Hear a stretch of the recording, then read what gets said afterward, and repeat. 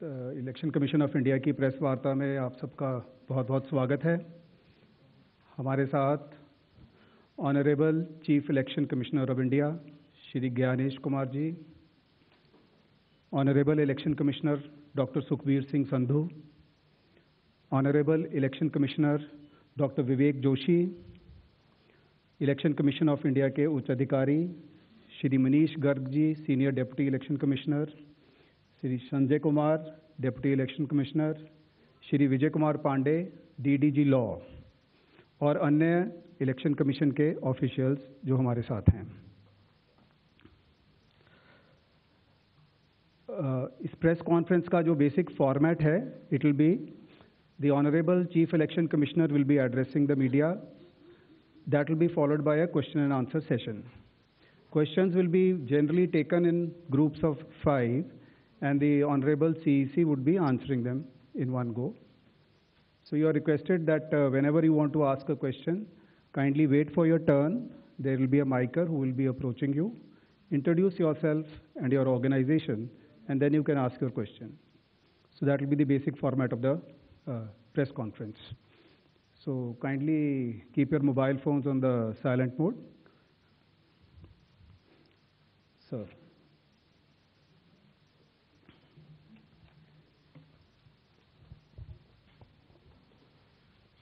Honorable Election Commissioner Dr. Sukhbir Singh Sandhu ji, Honorable Election Commissioner Dr. Vivek Joshi जी, चुनाव आयोग के वरिष्ठ अधिकारीगण और मीडिया के मेरे दोस्तों,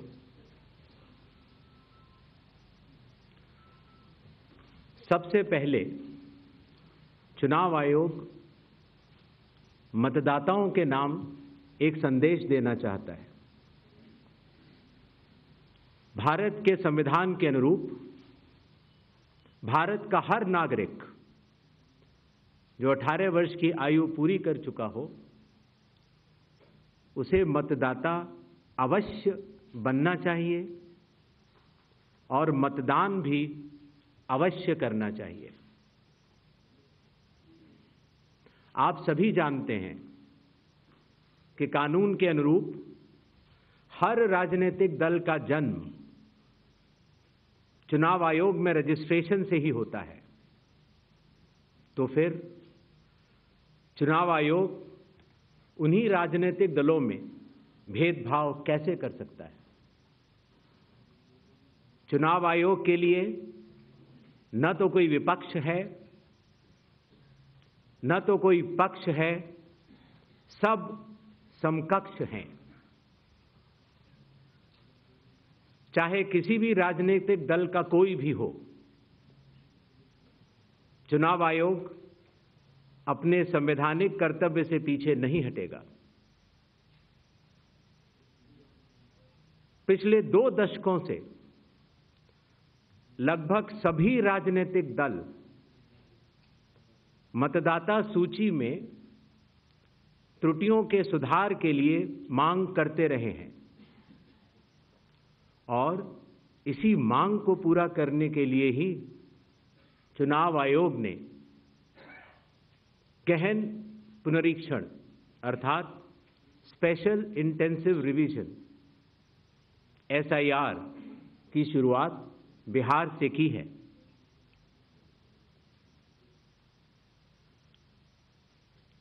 SIR की प्रक्रिया में सभी मतदाता बूथ लेवल ऑफिसर्स और सभी राजनीतिक दलों द्वारा नामित 1.6 लाख BLAs ने मिलकर एक प्रारूप सूची तैयार की है। इस प्रारूप सूची की एक कॉपी आप सभी लोगों को दी गई है, जिसमें कि हर बूथ में जब ये प्रारूप सूची तैयार की जा रही थी तो सभी राजनीतिक दलों के बूथ लेवल एजेंट्स ने उसे हस्ताक्षर के साथ भी सत्यापित किया है। इस प्रारूप सूची में त्रुटियां हटाने के लिए एक बार फिर निर्धारित समय परिधि में सभी मतदाता और राजनीतिक दल मिलकर अपना बहुमूल्य योगदान दे रहे हैं। विगत आंकड़ों के अनुसार स्वयं मतदाताओं ने लगभग 28,370 ऐसे क्लेम्स एंड ऑब्जेक्शंस दिए हैं और जो मतदाता 1 जुलाई को 18 वर्ष की आयु पूरी कर चुके हैं या 1 अक्टूबर को 18 वर्ष की आयु पूरे करने वाले हैं, ऐसे 1,03,703 मतदाताओं ने भी अपना आवेदन फॉर्म 6 और डिक्लेरेशन के साथ किया है।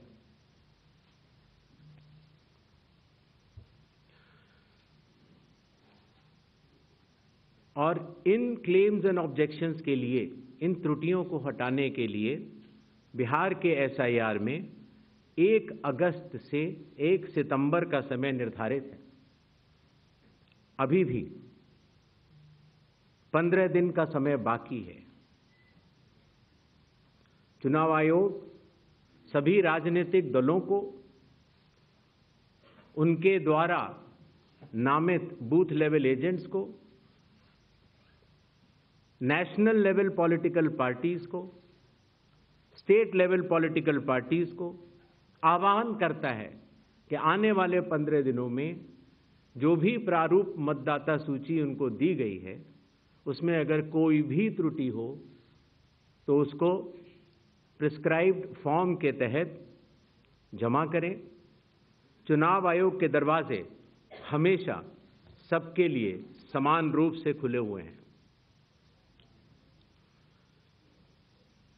जमीनी स्तर पर सभी मतदाता, सभी राजनीतिक दल और सभी बूथ लेवल ऑफिसर्स मिलकर एक पारदर्शी तरीके से कार्य कर रहे हैं, सत्यापित भी कर रहे हैं, हस्ताक्षर भी कर रहे हैं और वीडियो टेस्टिमोनियल्स भी दे रहे हैं।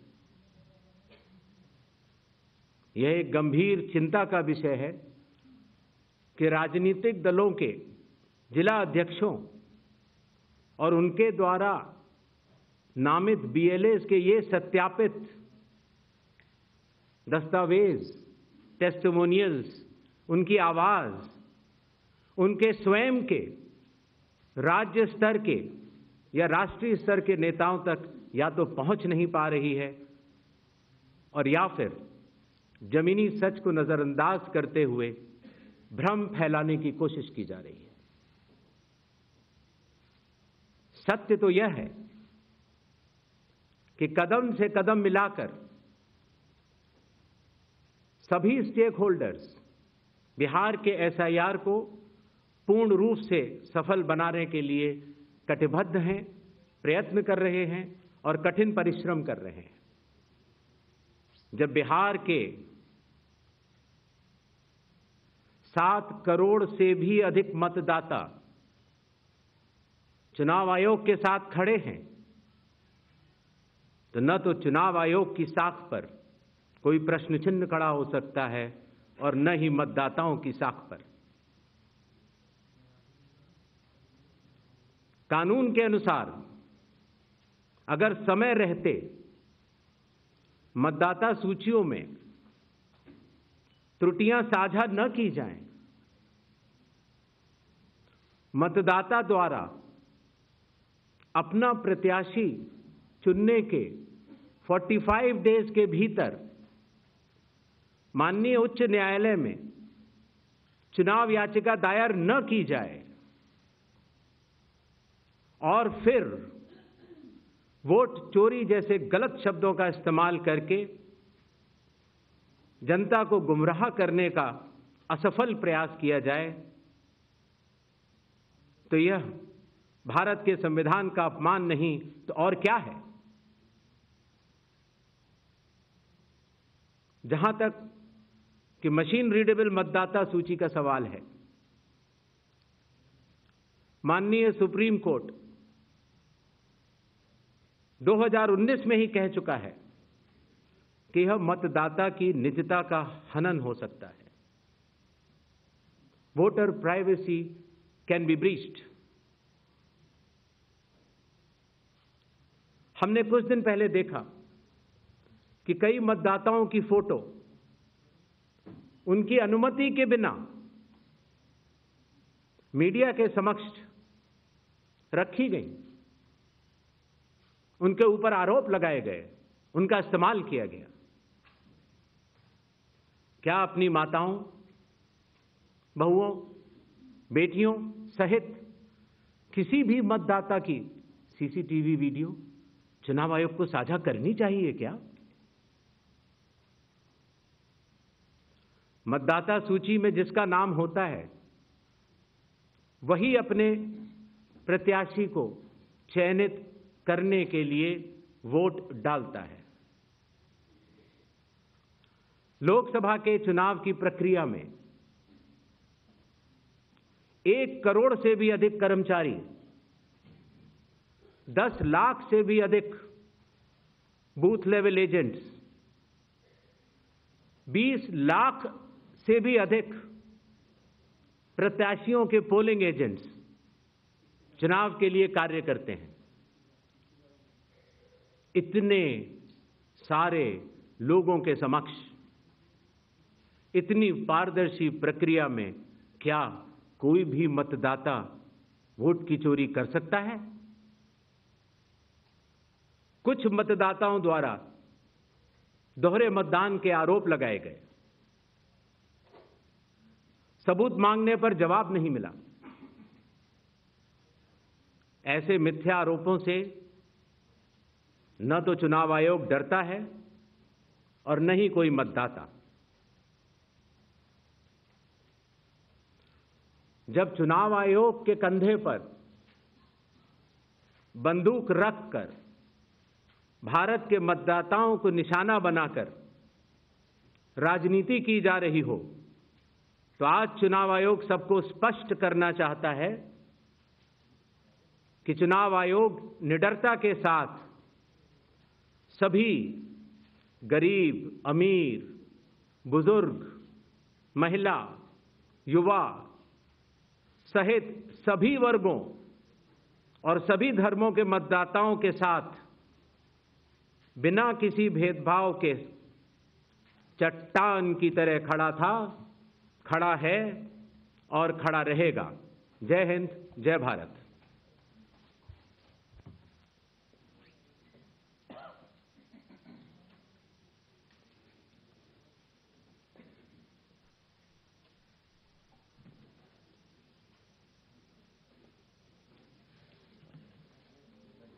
Mic, please.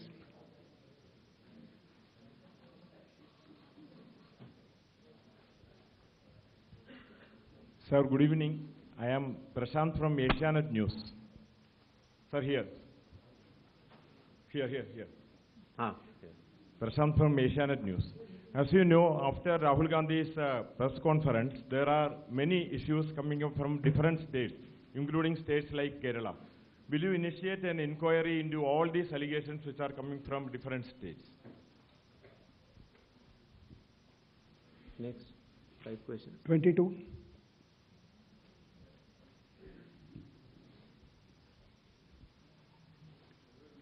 Sir. Please. Yeah. Hi. Please. Yeah. Go ahead. Yeah. Sir, Aishwarya Paliwal from Aaj Tak and India Today. Sir, 2 questions. First, sir, a lot of political parties have asked certain questions, but do you think all those questions are actually pointing towards the need for SIR? So, second question is what arrangements you have made for the vulnerable groups? Because a lot of people are asking senior citizens, migrants, marginalized. So, if you can focus on that, sir. Okay. 163. So, Shriparna from the Hindu newspaper. Sir, during door-to-door survey and enumeration, how many Nepali, Bangladeshi and Myanmarese nationals were found by BLOs? Does the Election Commission have any figures? 80. I'm coming, sir. We have enough time, sir. 80. Ganesh Kumar ji, how are you? I think you are well. This is Sandeep Shornokar from Bortoman newspaper. It's a West Bengal, one of the largest newspaper. मेरा question ये है कि बिहार के बाद बंगाल में कब SIR शुरू हो रहा है? 164.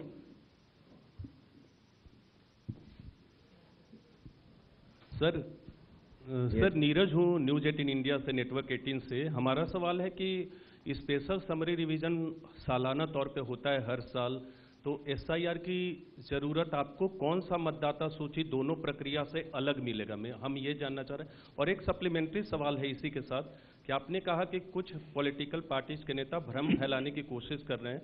उनका ये भी कहना है, राहुल गांधी की मैं बात कर रहा हूँ, थोड़ी देर पहले उन्होंने कहा है क्यों उन्हीं से शपथ पत्र सिर्फ मांगा जा रहा है, दूसरे लोग, दूसरी पार्टी के लोग जो सवाल कर रहे हैं उनसे क्यों नहीं? तो इन 5 सवालों को पहले ले लेते हैं।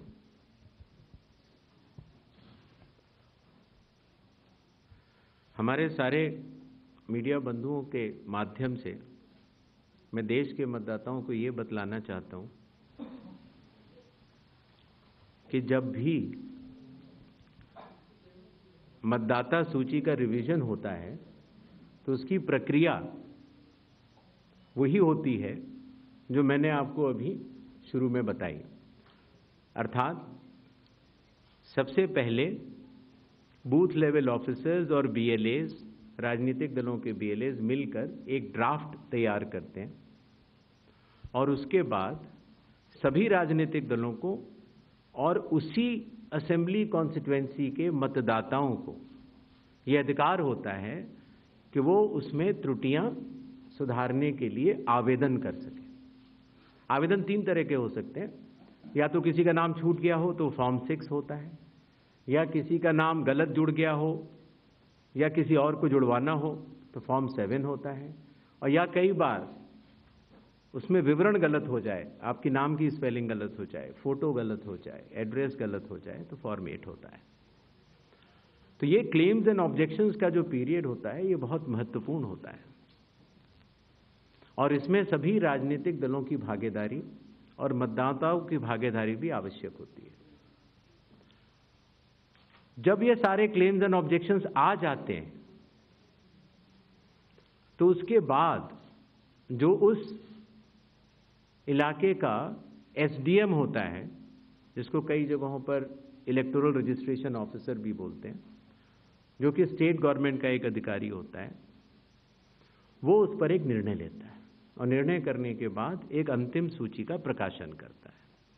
ये प्रक्रिया में आपके माध्यम से सभी मतदाताओं को बताना चाहता हूं, जिससे कि उन्हें भी सनद रहे कि पूरी प्रक्रिया होती क्या है। तो एक बार जब SDM की तरफ से अंतिम सूची प्रकाशित कर दी जाती है, और याद रहे कि प्रारूप अर्थात ड्राफ्ट सूची भी पॉलिटिकल पार्टी से शेयर की जाती है और अंतिम सूची भी पॉलिटिकल पार्टी से शेयर की जाती है, और आजकल चूंकि तकनीकी का जमाना है तो वेबसाइट पर भी इलेक्शन कमीशन की अवेलेबल होती है।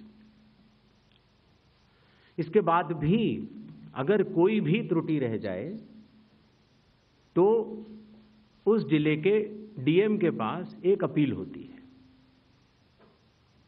और अगर DM से भी उस त्रुटि का समाधान न निकले तो उसके ऊपर उस प्रदेश के चीफ इलेक्टोरल ऑफिसर के पास एक अपील होती है। जो अंतिम सूची प्रकाशित हो जाती है उसके ऊपर हो जाते हैं चुनाव।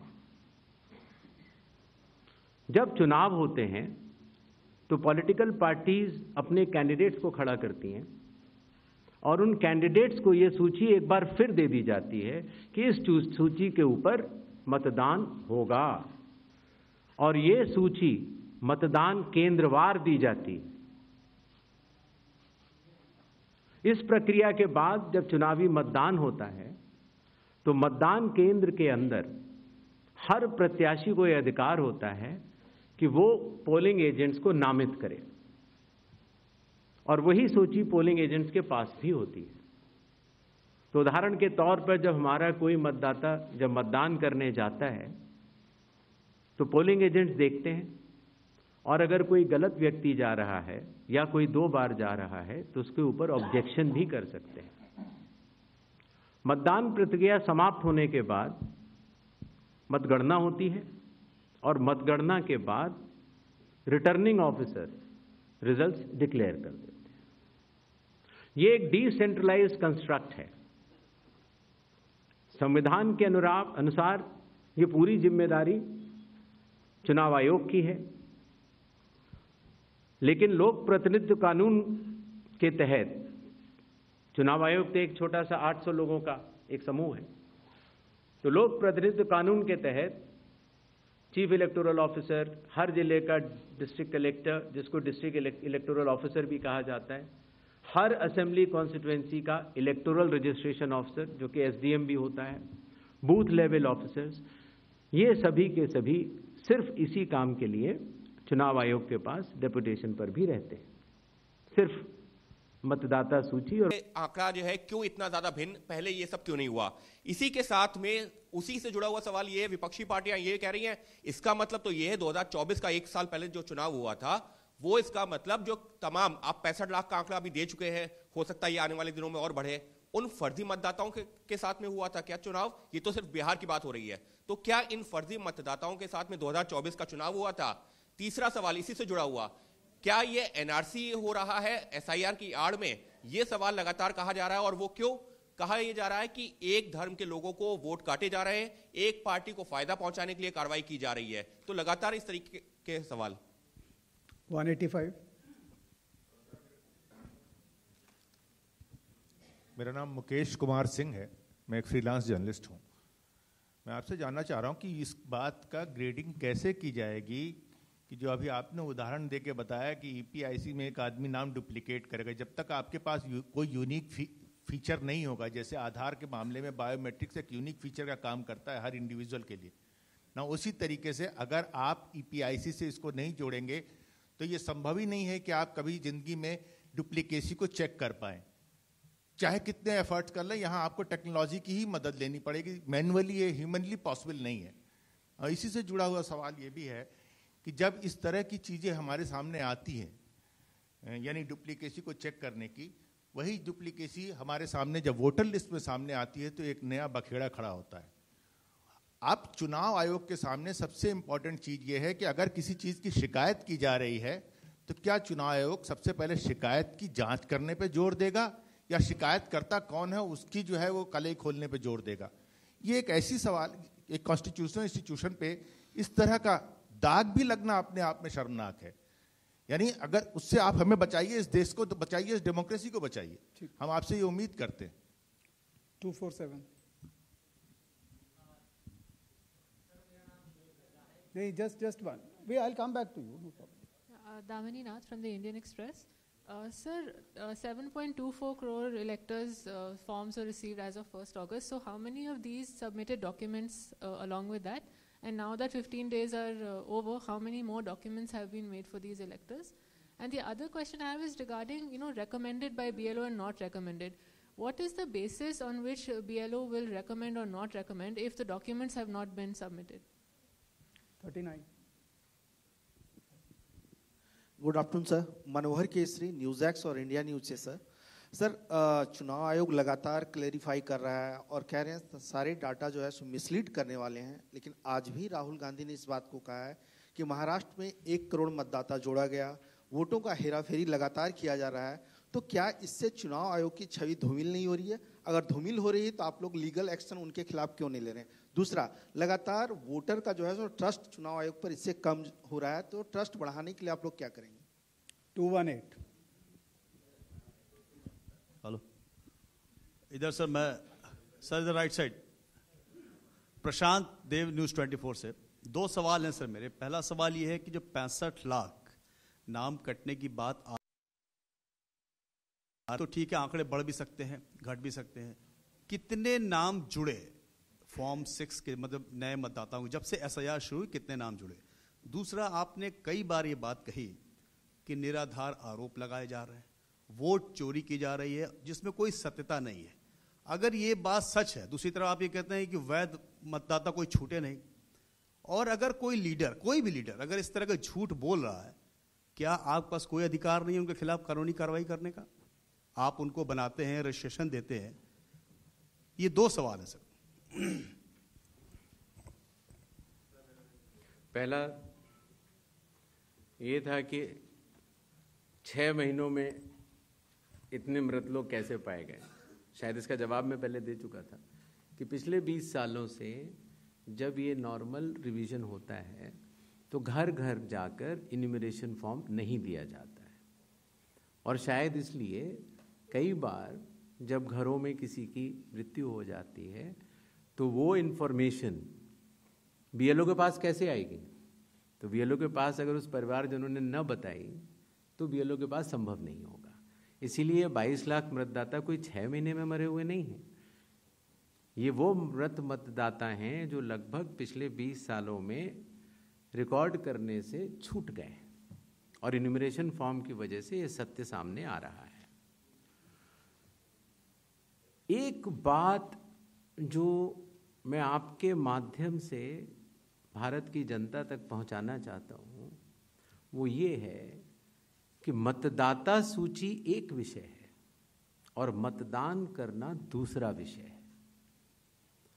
मतदाता सूची में किसी का नाम गलत आ सकता है, अगर बूथ लेवल ऑफिसर से गलती हुई हो या राजनीतिक दलों ने उस पर ध्यान न दिया हो, तो किसी भी व्यक्ति का नाम मतदाता सूची में गलत आ सकता है। शायद ही किसी भी मतदान केंद्र में उस लेवल का परफेक्शन एसआईआर से पहले न रहा हो जहां की इस तरह की त्रुटियां न रही हो। इसके दो कारण हैं। एक तो हमारे बूथ लेवल ऑफिसर्स की जो ट्रेनिंग अब हम लोगों ने दिल्ली में शुरू की है, और उसके साथ साथ उनके दायित्व को उनको समझाना। आपको अंदाज होगा कि कितने बूथ लेवल ऑफिसर्स हैं इस देश में? 10.5 लाख। तो 10.5 लाख बूथ ऑफिसर्स इस गुणवत्ता के साथ काम करें, प्रयत्न पूरा होता है, लेकिन कुछ गलतियां रह जाती हैं। अब वो गलतियां सुधारी कैसे जाएं? तो उन गलतियों को सुधारने के लिए ही चुनाव आयोग ने जिन जिन राजनीतिक दलों को मान्यता दी है उन दलों को ही यह अधिकार दिया है कि आपके जिला अध्यक्ष बूथ लेवल एजेंट्स को नामित कर सकते हैं, और वो उनको सूची भी दी जाएगी और वो उसको शुद्ध भी कर सकते हैं। बूथ लेवल एजेंट्स भी उसी बूथ में रहने वाला व्यक्ति होता है। तो ये हमारी एक साझा जिम्मेदारी है, मतदाता की, बूथ लेवल ऑफिसर अर्थात चुनाव आयोग के पास जो डेपुटेशन पर अधिकारी है उसकी, और राजनीतिक दलों की। तो मतदाता सूची को शुद्ध करना, जिस पर हम आगे अब एसआईआर के साथ बढ़ रहे हैं, तो साझी जिम्मेदारी है। लेकिन बिहार में चूंकि हमारे बूथ लेवल ऑफिसर्स ने बूथ लेवल एजेंट्स और राजनीतिक दलों के साथ मिलकर ही काम किया, उसकी कॉपीज मैंने आपको दी हैं, कि जो लोग मृत पाए गए, जो लोग स्थानांतरित पाए गए, जिन लोगों के 2 जगह मतदाता सूची में नाम है, वो सभी ने मिलकर सत्यापित किए हुए हैं। तो शायद इसीलिए जब 1 अगस्त के बाद हमारी डेली बुलेटिन आनी शुरू हुई तो किसी भी राजनीतिक दल ने अभी तक एक भी आपत्ति दर्ज नहीं कराई है।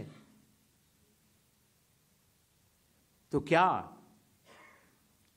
इसके 2 ही अर्थ हो सकते हैं, या तो प्रारूप सूची एकदम शुद्ध है, जो कि चुनाव आयोग नहीं मानता।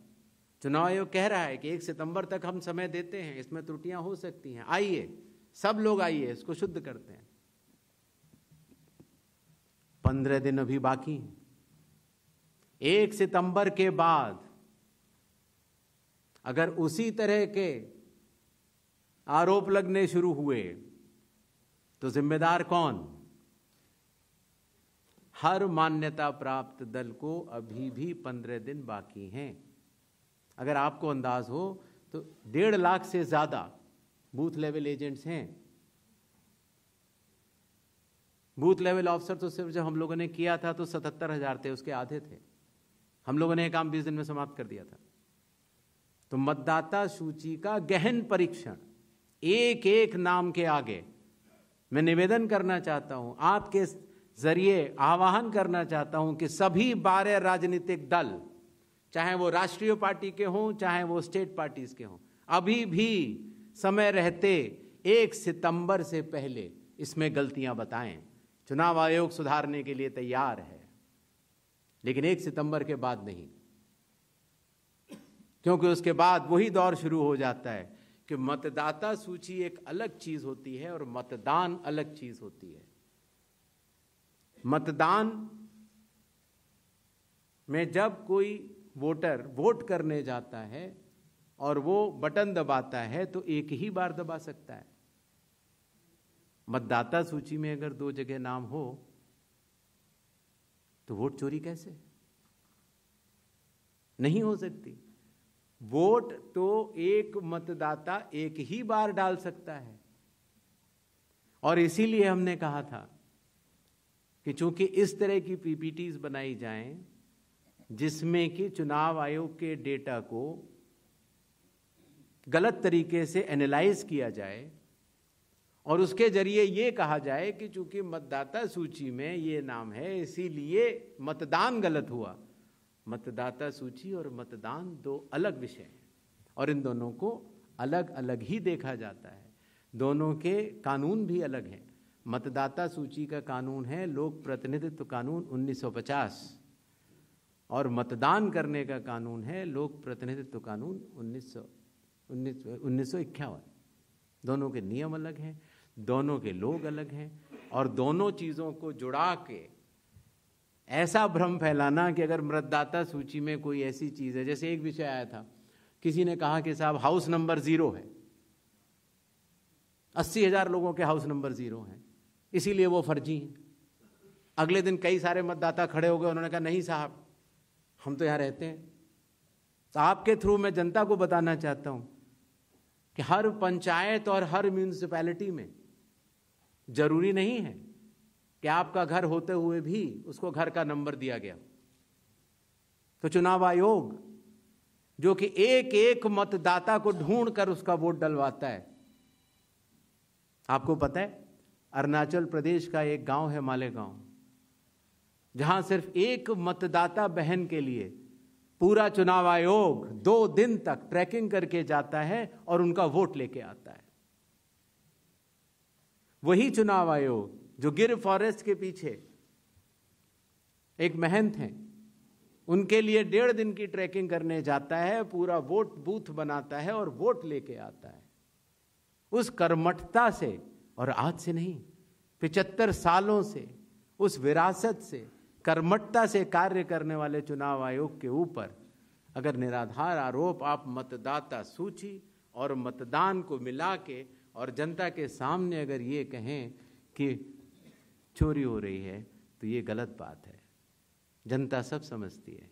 किसी व्यक्ति के अगर 2 जगह वोट भी हों तो भी वो एक ही जगह वोट करने जाता है। 2 जगह वोट करना कानूनी अपराध है। और अगर कोई भी व्यक्ति ऐसा कहता है तो सबूत तो चाहिए। सबूत मांगा था, मिला नहीं। इसी तरीके से जिन लोगों के पास घर नहीं होता, आप लोग भाग्यवान हैं, कई लोगों के पास घर नहीं होता लेकिन उसका नाम भी मतदाता सूची में होता है। और उसका पता क्या दिया जाता है? उसका पता वो जगह दी जाती है जहां वो व्यक्ति रात को सोने आता है, कई बार सड़क के किनारे, कई बार पुल के नीचे, या कई बार लैंप पोस्ट के किनारे। और फिर अगर ये कहा जाए कि वो फर्जी मतदाता है, ये हमारे गरीब मतदाताओं, बहनों, भाइयों और बुजुर्गों के साथ एक बहुत बड़ा खिलवाड़ है। 0 नंबर। आपको पता है इस देश में करोड़ों लोगों के घरों के पते के आगे 0 नंबर है। क्यों? क्योंकि पंचायत, म्यूनिसिपैलिटी जिस घर में वो रहते हैं उन्होंने उनका नंबर नहीं दिया।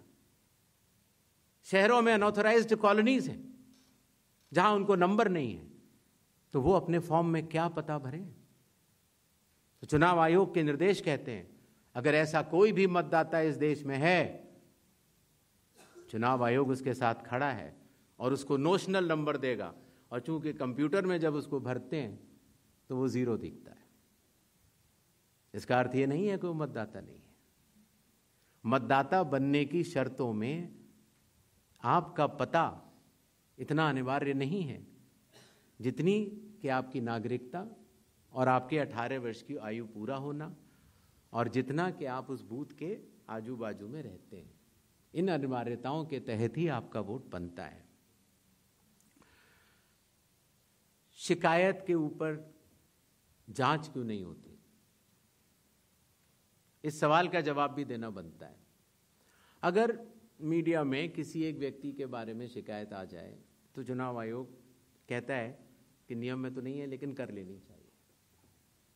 वो सीईओ को बोलता है, या सीईओ कई बार चीफ इलेक्टोरल ऑफिसर स्वतः संज्ञान ले लेते हैं, डीएम स्वतः संज्ञान ले लेते हैं और जांच कर लेते हैं। लेकिन अगर आरोप 1.5 लाख मतदाताओं का हो तो क्या बिना किसी सबूत के, बिना किसी हलफनामे के 1.5 लाख मतदाताओं को नोटिस जारी कर दिया जाए?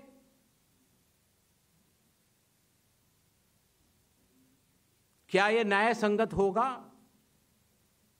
कानून में न प्रावधान है, न कोई शपथ पत्र है, न कोई एविडेंस है, न कोई सबूत है, तो क्या 1.5 लाख नोटिस जारी करके उन मतदाताओं को एसडीएम के दफ्तर में बुलाया जाए और यह कहा जाए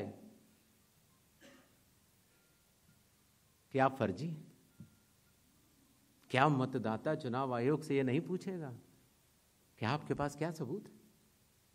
आज भी आपके मीडिया में चल रहा है, जितने नाम लिए गए सब एक एक करके सामने आ रहे हैं। और अगर चुनाव आयोग ने उनको नोटिस दिया होता तो हमारी साख गिरती कि बढ़ती? किसी ने सवाल पूछा था तो मैंने सोचा बतलाता चलूं।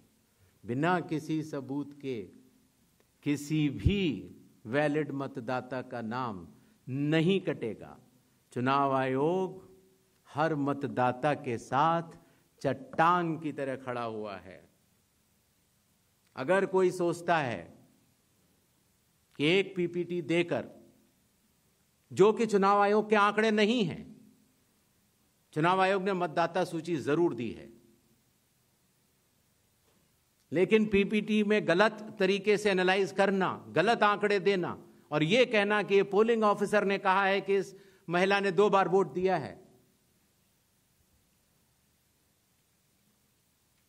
इतने संगीन विषयों पर बिना हलफनामे के चुनाव आयोग को काम नहीं करना चाहिए। यह संविधान और कानून दोनों से विरुद्ध में होगा। और यह भी मैं आपको बतलाना चाहता हूं कि यह सवाल जो आया था ट्रस्ट, मैंने आपको पहले भी कहा था कि जहां तक मतदाताओं की बात है, हिंदुस्तान में 60% से ज्यादा वोटिंग होती है। जो दुनिया के बड़े बड़े जनतंत्र जिसके लिए सोच सकते हैं, दुनिया का सबसे बड़ा जनतंत्र है भारत। दुनिया का सबसे बड़ी मतदाता सूची हमारे पास है, लगभग 90 करोड़ से 100 करोड़ के बीच में। सबसे बड़ी मतदाता सूची, सबसे बड़े चुनाव कर्मियों की फौज, सबसे ज्यादा मतदान करने वाले लोगों की संख्या, और इन सब के समक्ष, सारे मीडिया के समक्ष ये कहना कि अगर मतदाता सूची में आपका नाम एक बार और है तो आपने 2 बार मतदान किया होगा और कानूनी अपराध किया होगा, और मेरे सारे मतदाताओं को अपराधी बनाना और चुनाव आयोग शांत रहे, संभव नहीं। हलफनामा देना होगा या देश से माफी मांगनी होगी, तीसरा विकल्प नहीं है। आपके माध्यम से मैं यह भी कहना चाहता हूं, अगर 7 दिन में हलफनामा नहीं मिला तो इसका अर्थ ये सारे आरोप निराधार हैं और हमारे मतदाताओं को यह कहना कि वो फर्जी हैं, इसके ऊपर जो भी इस वक्त बात को बोल रहा है उसको माफी मांगनी चाहिए। महाराष्ट्र में वोटर लिस्ट बढ़ी, समय रहते जब ड्राफ्ट सूची थी तो दावे और आपत्ति क्यों नहीं जमा कराए गए? जब रिजल्ट निकल आया तब याद आया कि यह गलत था, और एक भी मतदाता का नाम सबूत सहित आज तक चीफ इलेक्टोरल ऑफिसर महाराष्ट्र को नहीं मिला। चुनाव हुए 8 महीने हो गए। महाराष्ट्र में क्यों नहीं उच्चतम न्यायालय में चुनावी याचिका दायर की गई? फिर एक बात यह कही गई कि आखिरी घंटे में इतना मतदान कैसे? चुनाव आयोग ने जवाब दिया था और आप सबने लिखा भी था कि अगर 10 घंटे मतदान होता है तो हर घंटे 10% का औसत होता है। आखिरी घंटे में 10% से कम मतदान हुआ। तो ये बात कैसे कही जा रही है? ऐसा नहीं होता कि किसी भी बात को अगर आप 10 बार बोलते रहें, 20 बार बोलते रहें तो सच हो जाए। सच सच होता है और सूरज पूरब में ही उगता है, किसी के कहने से पश्चिम में नहीं उगा करता। Next, just next round 272 please 272, 167, 184, 81 ये लास्ट है 266। हेलो, यस सर, मैं अखिलेश हूँ IANS न्यूज एजेंसी से। सर, मैं अखिलेश हूँ IANS न्यूज एजेंसी से। मेरा सवाल यह है कि सुप्रीम कोर्ट ने अभी आपको कहा है कि 22 तारीख को नेक्स्ट हियरिंग होनी है कि आप ये 11 के अलावा जो लोग छूट गए हैं अपना नाम दर्ज कराना चाहते हैं वो आधार लेकर जाएं। आधार को उन्होंने कहा है कि आप उसको कंसीडर कीजिए। इसका मतलब ये है कि आप जब आगे का SIR कराएंगे या पूरे देश में कराएंगे तो आप ये मान चुके हैं कि 12वां आपका आधार होगा। दूसरी बात, दूसरा सवाल मेरा कि राहुल गांधी संवैधानिक पद पे हैं, नेता प्रतिपक्ष हैं, उनके तमाम सवालों को आपने जवाब दिया और कहा कि सबूतों के साथ आरोप लगाया जाना चाहिए। तो क्या आपको लगता है कि वो गंभीरता से आरोप नहीं लगा रहे हैं या वो सिर्फ राजनीति करने के लिए ऐसा कर रहे हैं? तीसरा मेरा सवाल है कि आपने कहा कि बार बार कहा कि आपको दो सवाल पूछिए, अगर देर से आप देते हैं, आप सवाल उठाते हैं तो आपको एफिडेविट देना पड़ेगा। अखिलेश यादव ने 18,000 नामों की एफिडेविट दिया हुआ है। ये राजनीति में बार बार सवाल उठ रहा है कि आपने उसका जवाब नहीं दिया। ये 3 सवाल हैं सर मेरे। ठीक, yes, please ask one question only sir. Please restrict yourself to one question. Sir, Sanjay Sharma Aaj Tak से। मेरा सवाल यह है कि आयोग ने राहुल गांधी से कहा कि वो हलफनामा दें, उसके बगैर कार्रवाई नहीं होगी। बीजेडी ने सवाल उठाया है, बीजेडी ने 2024 के लोकसभा चुनाव के पहले। सुन नहीं पाया, जरा दोबारा बोल दीजिए। संजय शर्मा आज तक से हूं जी। मेरा सवाल, आयोग नया जरूर है, सवाल पुराना है, लेकिन सवाल उससे जुड़ा है क्योंकि आप भी RP एक्ट की दुहाई देते हैं और संविधान की। तो 2024 के लोकसभा चुनाव के बाद बीजेडी ने यह कहा कि उन्होंने हलफनामा देकर उड़ीसा में मतदाता सूची में गड़बड़ी की शिकायत आपसे की थी, तो उसमें अब तक क्या कार्रवाई हुई है वो अगर आप बता सकें तो सही होगा। और दूसरा, लोग टाइमिंग को लेकर सवाल उठा रहे हैं, एक तरफ राहुल गांधी की प्रेस कॉन्फ्रेंस है, दूसरी तरफ मुकाबले में चुनाव आयोग की। क्या चुनाव आयोग रथ का टूटा पहिया लेकर कृष्ण की तरह आगे बताएं? हाँ, भाषा देखिए, भाषा अच्छी रहे तो अच्छा लगता है जी। सर 184, मैं इंडिया टीवी से शोएब रजा।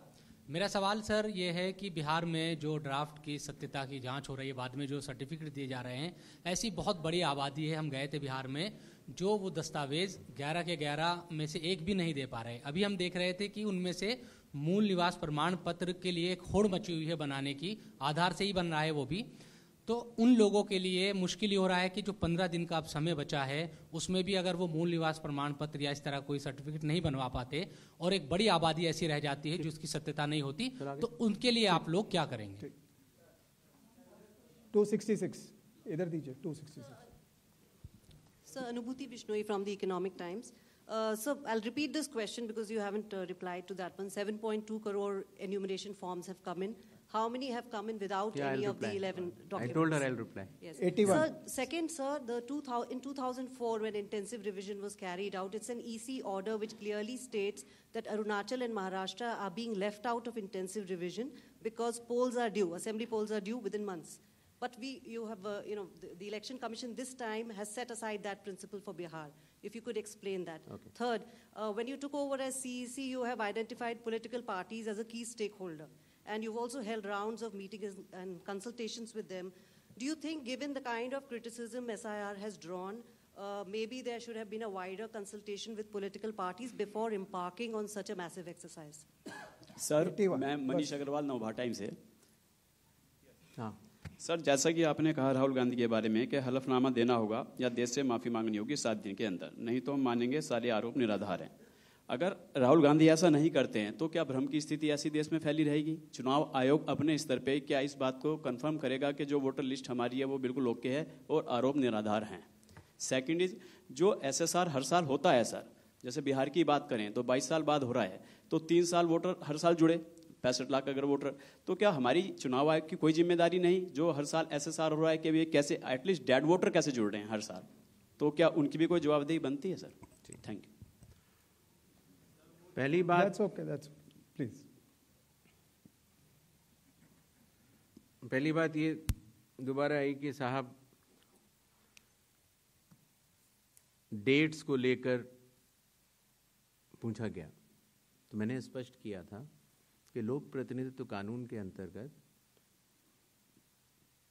जो रिवीजन होता है वो चुनाव से पहले होता है। बिहार का चुनाव 22 नवंबर 2025 से पहले संपन्न किया जाना है, क्योंकि बिहार की जो हमारी विधानसभा है उसकी कालावधि वहां समाप्त हो रही है।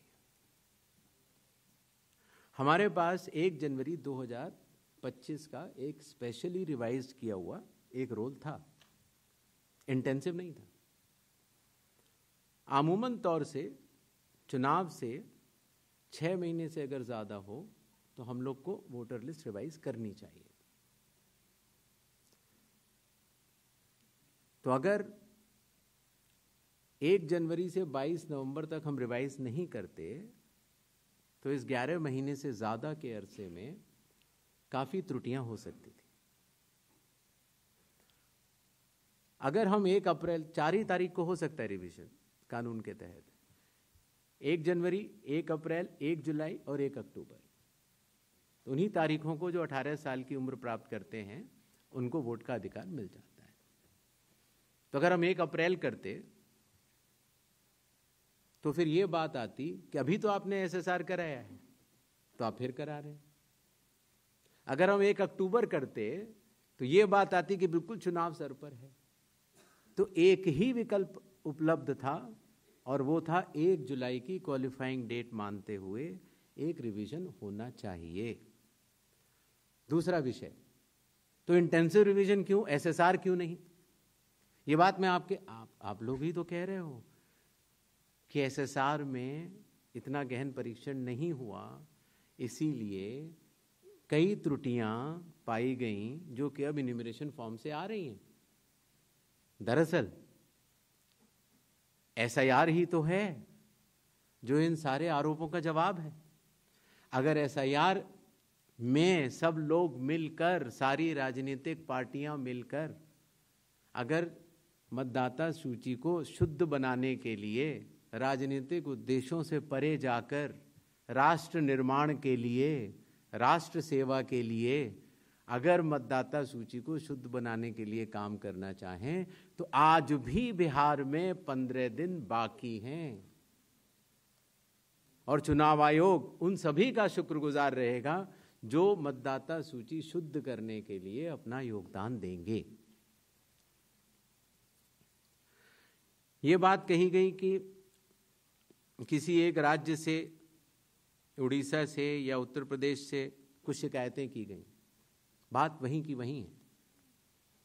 चुनाव हारने या जीतने के बाद जिस मतदाता सूची पर चुनाव हुआ उसके ऊपर बिना हलफनामा दिए, हलफनामा दिया गया ये बात ठीक नहीं है, बिना हलफनामा दिए, बिना ओथ दिए, सिर्फ एक पत्र लिख कर अगर हमारे बूथ लेवल ऑफिसर्स और एसडीएम्स और डीएम्स इनके कार्यशैली पर अगर कोई प्रश्न चिन्ह लगाता है तो ये गलत है।